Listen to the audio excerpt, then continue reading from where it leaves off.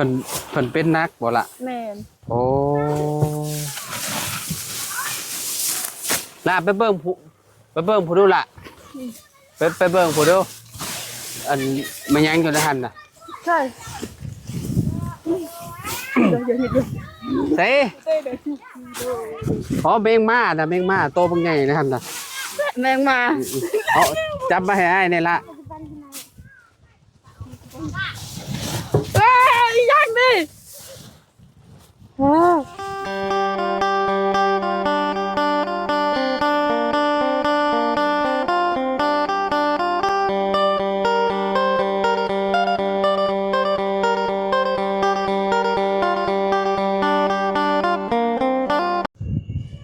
กราบสบายดีสวัสดี FC เบิร์ดสุขุสุคนเด้อพี่น้องเด้อเนาะบ่ว่าสิอยู่ในและก็ต่างประเทศนะพี่น้องมาพบมาพ้อกันกับเฮาคือเก่าคือเดิมเนาะต่อจากน้องเพ็ญพี่น้อง EP 2เลยเด้อพี่น้องเด้อเนาะมื้อนี้มีผู้โชคดี4ท่านเลยพี่น้องเอ้ยเนาะผู้ที่1ก็คือน้องเพ็ญเนาะก็คือยอดเงินเฮาก็บอกไปเป็นที่เรียบร้อยแล้วเนาะแม่เพิ่นฝากเงินมา14,000 บาทพี่น้องแม่เพิ่นให้เฮาเติมน้ำมัน 1,000 แล้วก็หักออกซื้อมีเนาะพี่น้อง4แก๊สเนาะหรือว่า4กล่องนึงก็100,000กับ25,000กีบนะพี่น้องโชคดีผู้ที่2สิเป็นไผเนาะเพราะว่าเจ้าของโตเพิ่นบ่ได้ฮู้เด้พี่น้องว่าเฮาสิเอาเงินมาเซอร์ไพรส์เพิ่นแล้วก็เอามีมาให้เพิ่นนะเนาะไปเบิ่งไปชมกันเนาะก่อนสิไปก็ขอขอบคุณเนาะทั้งแม่ใจดีหลายๆเด้อที่ให้ลูกเป็นสะพานบุญให้เนาะก็ขอให้เจ้าอยู่ดีมีแฮงเนาะสุขกายสุขใจขอให้อายุมั่นคนยืนนอนหลับให้ได้เงินหมื่นนอนตื่นให้ได้เงินแสนบ่ว่าแม่สิเฮ็ดงานการงานหยังธุรกิจหยังก็ขอให้เจริญในหน้าที่การงานตลอดปีตลอดไปเด้อแม่เด้อเนาะที่เจ้าบ่สมบูรณ์สบายในตอนนี้ก็ขอให้สวงให้เศร้าขอให้เนาะสุขภาพทางกายแข็งแรงไวๆเด้อแม่เด้อเนาะขอบคุณหลายๆที่ให้ลูกเป็นสะพานบุญให้ขอบคุณพ่อแม่พี่น้อง FC เบิร์ดสุขุสุคนเนาะขอบคุณเบิร์ดทุกๆคนเลยเด้อพี่น้องเนาะบ่ว่าสิเป็นพี่น้องฝั่งไทยฝั่งลาวหรือทางต่างประเทศนํที่รับชมคลิปเฮามาตลอดเนาะพี่น้องตอนนี้เฮาก็สิเข้าไปหาทางผู้โชคดีเนาะว่าเพิ่นสิดีใจซำใดเนาะอันนี้เฮาก็สิแบบเฮ็ดเป็นเซอร์ไพรส์เพิ่นเนาะเซอร์ไพรส์แบบใดก็ถ้าเบิ่งนำกันพี่น้องเนาะไปพู้นแหละไปหาเพิ่นกันเลยพี่น้องเนาะผู้โชคดีคนที่2พี่น้องได้มีแล้วก็เงินจำกันกับน้องเพชรเนาะ2ล้านกับ 10,000 กีบเพราะว่าเงิน 3,000 บาทเด้พี่น้องเนาะได้เป็นเงินกีบมาเนาะเพราะว่าอยู่เขตนี้เพิ่นบ่ได้ใช้เงินบาทอยู่แล้วเนาะไปหาเพิ่นกันเลยพี่น้องโดยพี่น้องเอ้ยเนาะโอ้สุมเพิ่นพากันขนเข้าสิแล้วแหละพี่น้องเอ้ยเนาะบ่แม่นแล้วเหรอบ่จักอันนี้เนาะโอ้อากาศค่อนข้างสิร้อนบ่แม่นเป็นลมแล้วบ่จักน้องหลากับน้องน้ำน้องเฮงนี่พี่น้องเนาะได้ยินว่าเพิ่นสิมาซอยคือเก่าคือเดิมเนาะพากันขึ้นบ่แล้วนี่เนาะสบายดีเด้อแม่เด้อโอ้สบายดีแล้วเบิดแล้วบ่สบายดีพ่อ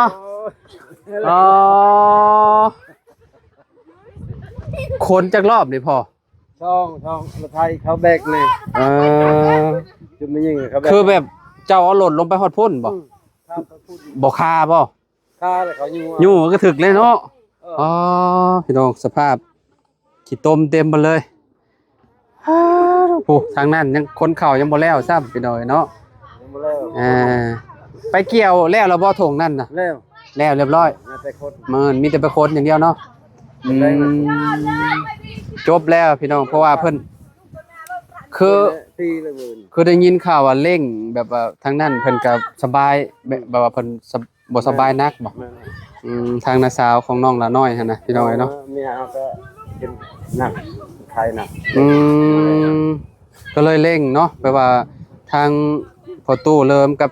แม่น้องลานี่คือแบบไปนอนเผาลาวยามกลางคืนน่ะพี่น้องเนาะก็อยากเฮ็ดให้มันแล้วไวๆเนาะกลางคืนก็ไปนอนอยู่พุ่นเนาะพ่อเนาะแบบว่าบ่ได้อันนั้นเลยโดยญาติเวลาเนาะแม่เนาะเมื่อเฮ็ดได้ก็พอสิเอาอันนั้นปั่นนะบ่โอเคมาหาน้องๆเพิ่นก่อนเนาะโดยให้พ่อตู้เราพักผ่อนก่อนนั่นนึงโดยสบายดีเด้อโอ้สบายดีกำลังขนเข้า แล้ว ฮะ เกือบบ่ขึ้นแล้ว เกือบบ่ขึ้นเกือบเป็นลมบ่ แม่รถไทยนี่บ่ขึ้น อ๋อเออมันลมเพราะว่าดินยังบ่ได้แห้งเด้เนาะฝ ถ้าน บ่ ตก มีรถไทยนี่คนบ่หมดซ้ำ ฮะ ถ้าบ่มีรถไทยนี่ บ่มีรถไถนี่เมื่อยบ่ได้ว่าได้เนาะ แม่น เพื่อเจ้าสิเอาขึ้นมากับบ่แม่นง่ายนะพี่น้องมันก็ให้หนึงก็ค่อนข้างสิหลายพอสมควรอ อั ยู่ นนี้ เนาะ ก็แม่รู้ว่าญาติเวลาเด้เพราะว่านะเช้าน้องก็บ่สบายนักเด้ อืม ก็เลยต้องจ้างคนคัน อืม เพิ่นอยู่ดีมีแห้งก็บ่เคยจ้างคนเด้ บ่ ปีนี้น่ะจ้างแบบว่า เออ ยานเพิ่นเจ็บเป็นหนักเด้อันนี้ก็หนัก โดย แล้ว โดยเป็นเพิ่นเป็นนักบ่ล่ะ แม่น โอ้ลาไปเบิ่งผู้ดูล่ะไปเบิ่งผู้ดูอันมันยังอยู่ในหันน่ะ ใช่เดี๋ยวนิดเดียว เซ่อ๋อเบงมาน่ะเบงมาโตบักใหญ่ในหันน่ะ แมงมา เอาจับมาให้อ้ายนี่ล่ะ เอ้ยยังดิ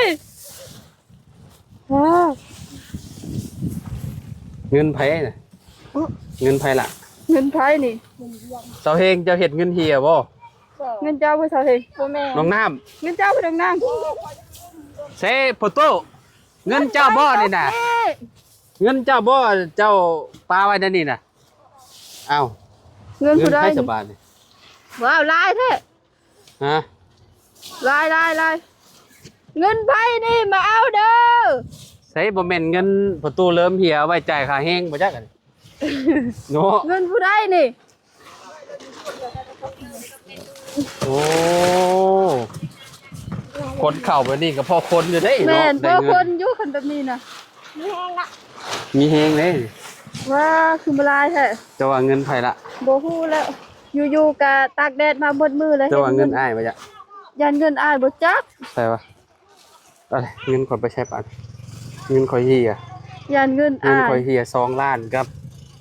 บ่ เท่าไหร่ครับ บ่กล้าจับ 10,000 บ่กล้าจับเงินลายโพด คืนรถจ้ะ เอาคืนเพราะว่ามัน นับเบิ่งดูหะ มันบ่แม่นเงิน บ่ น้อง คะแนนเจ้านับฮอด2ล้านขอยเอาให้เจ้ารถ นับบ่ได้ของนี้เขาสะบือ อืมถอดออกเลยเออ โอ้ยสั่นแล้ว โอ้ทางสองคนผลไปนั่นแหละ ลงไปเลยผลคนแล้วอ่ะ มือเส้นบนเนี่ยนะ แม่น โอ้อืมอืม อันนี้1ล้าน มือเส้นโอ้มือเส้นไปหน่อยเนาะอ๋อเออ มือเส้นแล้วนี่ เออ 4 5 6 7 8 9 10พอดี2ล้าน1แสน กับเท่าไหร่ กับ 10,000 2ล้าน10,000 คอยคอได้10,000กีบ เอาหมดเลยเพราะว่ามันบ่เป็นเงินเฮาเด้ ไผนับจ้ะ น้องนับ เอาเจ้านับเจ้ากับเงินเจ้าเลย ว้าคือมาโชคดีแท้โชคดีกลางแดดอีก ขักแล้วคนเข่ามาไม่เมื่อยได้เงินก็ดีเลยเนาะ แม่น ก็หายเมื่อยแล้วนี่พี่น้องเอ้ย แม่นพอได้คันคันมันแม่นเงินน้องกับพอได้ อืม จ้างคนเด้ อืม แม่นจัง เด้ก็แม่นแหละก็เงินเจ้าแหละเออเงินเจ้าแหละ โอ้มันหลายโพด เอา2 ล้าน จ้างคนเท่าไหร่ คนละแสนสอง คนละ มื้อ แสน2 มือ โดย เจ้า เมื่อวาน จักคน มื้อนี้ มื้อนี้จักคน 1 2 3 4 5 อืม 6 7คน ก็700,000 แม่นเมื่อวานนี่7คน เมื่อวาน7คนมื้อนี้10คน มื้อนี้7คนเมื่อวานนี่ก็7คน 27 แม่นแล้วค่ะ 14ล้าน4 แม่นแล้วก็พี่น้องมาช่วยพร้อม ว่าเพิ่นสิไปใช้ซะ ไปเกี่ยวข้าวเด้ยัง เอายังบ่ได้แล้วบ่ ตัวนั้นยังหน้านึงนั่นเด้ให้นึงเด้บ่ อ๋อ แล้วเด้ ลงไปเกี่ยวข้าวต่อเลย แม่นลงไปเกี่ยวสิลงไปเกี่ยวข้าวเลยนี่ พี่น้อยเนาะยังบ่ได้แล้วเนาะ โดย คิดว่าแล้วแหละซะดอกแล้วแต่ทงนั่นล่ะว่าบ่ละ แม่นยังแต่ทงเดียวนั่นแหละเพราะว่าสิเกี่ยวก่อนแต่ยันแบบว่าฝนตกก่อนเด้ยันฝนบ่แล้วเด้ ก็เลยแบบยันพ้นห้ามแล้วก็มาค้นข่าวก่อนเนาะ แม่แล้วก็มาลงเกี่ยวข้าวอีกมื้อเช้านี่เกี่ยวอยู่พุ่นเด้ อยู่พุ่นบ่ แม่นอยู่พุ่นนะ เมื่อเงินก็มีแต่ไปคนอยู่พุ่นแล้วก็ แม่นพุ่น แล้ว แล้ว ก็ พอ จบ ดี แล้วก็มาคนตัวนี้แล้วก็จบงานเลย ต้นแรกแล้วก็แต่อันนั้น จิปั่นเอา แม่น เครื่องปั่นมันเป็นแบบได้เครื่องปั่นนี่คือแบบออกเครื่องออกคือกันบ่ ออก อืม กระบุญคือกันมีเครื่องปั่นปีซืนนี่บ่มีเครื่องปั่นนี่โว้น้องอันนั้น อ๋อ เหยียบเอาเด้ เมื่อยแล้วเนาะ แม่นฮักกับปีกายนี่ได้ของโปรเซียวน้องเด้ เออไอ้ายมีนั่นให้พร้อมมี โอ้ย มีแก๊สหนึง โดย เนาะพุ่นแหละอยู่รถผู้พี่น้องเอ้ยเนาะว่าสิเซอร์ไพรส์น้องลาเพิ่นเนาะ โดย ก็นี่แหละพี่น้องเฮ็ดลอง แม่นดีใจเด้ได้เงินกลางแดด เออน้องน้องเพิ่นก็ได้รับคือกัน น้องเพิ่นโบ น้องเพิ่นแล้วก็ถ้ารุ่นอีกเนาะว่าสิเป็นไผพี่น้องเอ้ยเนาะกว่ามื้อนี้นะต้องมีคนดีใจเนาะ โดย น้องหลาดีใจไปแล้วแล้วหนึง ดีใจแล้วได้ใจแบบว่าค่าแห้งเขาเจ้าภูมิมาอยู่เข้าซอยเด้ อืม ใจแห้ง คือสิผ่อนไปหลายเติบอยู่ แม่ เนาะ น พอได้ค่านี่แหละเพิ่นมาเกี่ยวข้าวเกี่ยวหยังซอยพี่น้องเอ้ยเนาะดีแล้วค่าแฮงบ้านคุณเจ้ามันบ่แพงปานใดเนาะยังพอได้จ้างกันได้นะพี่น้อง ราคาแสนกีบอยู่พุ่นนะโอ้แสนปลายแสนห้า อันนี้ 200,000 บุญแล้วได้มือละแสนน่ะ อืม ก็กลัวสิหาได้ก็บ่แม่นง่าย อยู่พี่เลย อืม แม่นนั่นแหละเนาะแม่นความน้องหละเพิ่นเว้าอยู่คือว่าเนาะยู่รถอึกทึกบ่ล่ะ อยู่อึกทึกมันบ่ขึ้นบนนี่เด้โว้อยู่แถมกี้นี่ ยู่แท้ยู่ว่าติ แม่นบางคนชุมน้องคนแน่เขาใช้รถไทยแน่คนแน่ได้ยานมันบ่ทันเด้คนขึ้นมาแน่หายใจตึกๆอยู่ โดยเมื่อยคักเนาะ แม่น อ้าวคลิปนี้ก็สิต่อเลยพี่น้องเนาะ โดยสิลงเกี่ยวข้าว จบ ต่อ จาก EP นี้พี่น้องEP หน้าก็พอกันอยู่ทงไห้ตรงหน้าน้องหลาน้อยเพิ่นเนาะ โดย สิวางแผนกับหลาน้อยนะได้ดีเด้สิเซอร์ไพรส์ไปก่อนดีเนาะ บ่ดี เอาน้องเซอร์ไพรส์น้องน้ำก่อนเนาะ โดย เนาะเอาล่ะเนาะ โดย วางแผนเนาะ โดย เบิ่งเอาแบบใดดีล่ะใส่น้ำเย็นๆบ่เนาะเอาแบบเนาะซื้อน้ำเย็นๆเอาแล้วก็เอาเงินใส่นะฮะเนาะล่ะเนาะเอาตามแผนพี่น้อยเนาะ คลิปนี้ คลิปนี้ค่ะมอบให้น้องลาเพิ่น ดีใจแฮงบ่คิดว่าสิได้เกี่ยวข้าวมาเมื่อยๆแล้วสิได้รับเงิน โดย โชคดีแฮง บอกน้องลาไว้ก่อนได้นี่นะแต่ว่าสิวางแผนกันกับน้องลา2คนพี่น้องเอ้ยเนาะน้องน้ำเพิ่นยังบ่ได้ฮู้เด้ว่าเพิ่นสิเป็นผู้โชคดีพี่น้องเอ้ยเนาะก็มีแต่ฝากน้องล่ะขอบคุณทางแม่ใจดีเนี่ยเด้อเนาะอยู่ฝั่งไทยคือเก่าคือเดิมน้องเอ้ยเนาะเพิ่นก็บ่ได้ประสงค์ออกนามดอกโดย ขอบใจแม่ยายใจดีเด้อที่ฝากเงินมาให้ลูกก็ขอให้แม่อยู่ดีมีแฮงปรารถนาสิ่งใดก็ขอให้ได้สิ่งนั้นขอให้ร่ำรวยกว่าเก่าเด้อแล้วก็ขอให้อายุมันควรยืนไปทางได้ก็ขอให้รอดปลอดภัยขอให้มีแต่คนหักคนแพงเด้อสาธุ แล้วก็ขอบใจบ่าวลาวนำเด้อขอให้ร่ำรวยกว่าเก่าปรารถนาสิ่งใดขอให้ได้สิ่งนั้นขอให้ได้รถใหญ่ขี่ไวๆเด้อ สาธุโอ้ขอบใจหลายๆเนาะพี่น้องเอ้ยเนาะตอนนี้ก็ผู้โชคดีคนที่2ก็คือน้องหลาเด้อพี่น้องเด้อเนาะแต่ว่าทางน้องน้ำนี่ก็คือยังบ่ได้ฮู้ว่าเพิ่นเป็นผู้โชคดีพี่น้องเอ้ยเนาะก็ถ้าเบิ่งนำกันเฮาสิไปผู้แลบอลเรารับจ้างเกี่ยวข้าวน้องหลาพุ่นแหละพี่น้องเอ้ยเนาะยังเหลือบ่ได้หลายปานใดเนาะหลาเนาะเหลืออยู่ให้หนึ่งบ่ แม่ยังให้หนึ่ง เหลืออยู่ให้เดียวพี่น้องเอ้ยเนาะไปผู้แลไปเบิ่งคนหลายๆกับเจ้าสิว่าจังใดพี่น้องกับเจ้าสิเจ้าสิดีใจน้องน้ำบ่พี่ ดี น้อง ใจ เนาะ เลยยอมรับเลยว่าดีใจ เนาะ แน่ อยู่ดีๆเกี่ยวข้าวมาเมื่อยๆพัดได้รับรางวัลแบบนี้ก็ถือว่าสุดยอดแล้วพี่น้องเอ้ย พอ เนาะ มีเงินจ่ายค่าอนาคตงาน โดย เด้ เนาะพี่น้องเอ้ยเนาะตอนนี้ก็เอามีให้น้องลาเพิ่นนำ โดย มีตัวนี้เจ้าเคยกินบ่ล่ะยำๆรสหมูสับ เคยกินตอนนั้นคือว่าเบาเล่าเซอร์ไพรส์เงินแต่ล้านนะแม่นบ่แม่นบ่ คนละอันมั้งไอ้บ่ มันรสนี่แซ่บเลย แม่นแซ่บเล มั ย นมันมันมีหมูเด้ โดย ยำโอ้สดโคตรคักเลยเนาะแซ่บอันนี้เนาะแล้วมันสิมีอยู่2รสรสรสต้มยำกับรสอันนี้ พอได้กินมื้อแลง รสอันนี้ก็แซ่บคือกันเนาะเด็กกาหมูเป็นหมี่ไทยเด้ โดย แก๊ส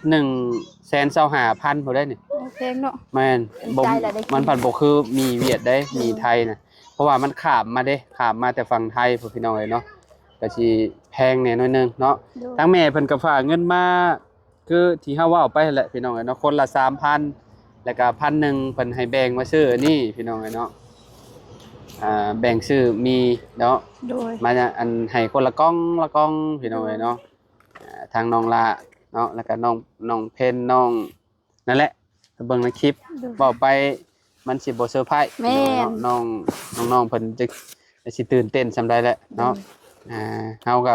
เซอร์ไพรส์แบบบ่ค่อยเก่งอยู่แล้วเนาะก็ เขาบ่คิดว่า ฮะ บ่าวลาวสิมาเซอร์ไพรส์ แม่นบ่ โดย เออ เกี่ยวเข้ามาดีๆ แรกๆอ้ายว่าอ้ายสิตอนเจ้าคนเขาว่ะอ้ายสิเจ้าจับเขาไปเรื่อยๆเรื่อยๆอ้ายสิวางเงินไว้อยู่หั่นว่ะแล้วก็สิ บ่ทันซ้ำ มันมาพัดชุมเพิ่นคนเขาแล้วเรียบร้อยแล้วพี่น้องก็มาเซอร์ไพรส์อยู่ในรถนี่แหละนี่ ตกใจ ตัวน้องหลาก็บ่ได้ว่าตักแตนเด้ออยู่หั่นแล้วก็บ่อยากไปบ่ได้แล้วเราก็ได้ แล้วก็ทิ่มเงินปั๊บใช่ไหมนี่น้องเฮงมันก็อยู่ทางหน้าอยู่พี่น้องเนาะหันมาบัดเห็นเงิน โอ้ดีใจ 2 ล้านโหเนาะหาจักมื้อเด้สิได้2 ล้าน แม่น พี่น้องเอ้ยเนาะแบบมื้อสมมุติว่าไปเกี่ยวข้าวกับมื้อละแสนก็ปอโต20มื้อพอดี แม่น เนาะล่ะ โดย 20 สาวมึง มื้อบางคนน่ะเฮ็ดเดือนเฮ็ดเวียกเป็นเดือนฮ็ ก็จะได้เงินเนาะก็จะได้เงินแบบ เงินแต่ละบาท แต่ละบาทแต่ละกีบพี่น้องเอ้ย ก็ เนาะ ดีใจแล้วบุญแล้วที่ใด ที่มี บุญหลายบุญหลาย แม่ใจดีฝากให้เด้ เพิ่นก็ยอมให้ว่าน้ำใจเพิ่นเนาะล่ะเนาะ แม่ แบบว่าถือว่าแบบโอ้สุดยอดเลยเนาะหายังเปรียบเทียบบ่ได้ แม่ พี่น้องเอ้ยเนาะแล้วก็ขอบคุณพ่อแม่พี่น้อง FC แหละเนาะที่ว่ายังหักยังแพงทางน้องล่าเพิ่นเนาะและที่ว่าบ่เคยลืมหันน่ะที่ว่ายังมาเบิ่งคลิปน้องเพิ่นตลอดเนาะเสมอต้นเสมอเสมอต้นเสมอปลายพี่น้องเอ้ยเนาะทางน้องเพิ่นก็ได้เนาะ โดย เมื่อวานนี่ลงไปเพิ่นก็ FC คอมเมนต์มาเมื่อวานโอ้ข่าวงามว่ะคักพี่น้องเอ้ยเนาะก็โอ้อยู่เป็นปีแล้วได้พี่น้องใกล้สิเป็นปีแล้วก็สิครบปีหนึงแล้วได้นี่เนาะที่ว่าซุมเฮาฮู้จักเนาะพี่น้องฮู้จักกัน ก็คือแบบเป็นพี่เป็นน้องกันแหละพี่น้องเอ้ยเนาะทางพ่อตู้เริ่มแล้วก็ แดด หักแพงสำลูกสำเต้าแล้วพี่น้องเอ้ยเนาะ โดย ไปซะขอโตวแล้วพี่น้องเนาะลำลาแล้ว สบย โดย เด้อ ไปพ่อกันใหม่พี่น้องเนาะ